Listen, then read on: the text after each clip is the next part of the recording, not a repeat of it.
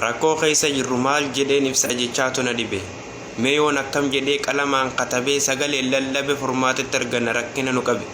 Rakkoon nu baay'atte nu uffiste daaraa hattaa nurra kabajaadha qaba bineensonni gaaraa. Rakkinamnaa olii ulfaataa akka gaaraa baadhachaati jirra leeylawwan haaraa. Mirga namummallee dhabne yaa khasaaraa. Mana tokko keessa nama 100 walitti nu taqashan akka baakketa sijaaraa meeqaa oowwa dadhabee filik jedhee qaara.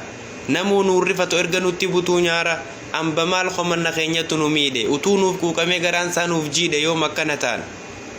Daa'ima xixiqqoo of hin beekne lubbuu mee maal balleeysite maal hojjette cubbuu yaal harkachuu dhabuun waggaa dhabde lubbuu. Daa'ima waggaa takkaa tarii waggaan gahin tahaati ishiitu laaltee dharraan bahin yaal harkachuu dhabuun waggaa duuti adda qoodu qaamni dhimma kanaa maaliif nuun hadoodu.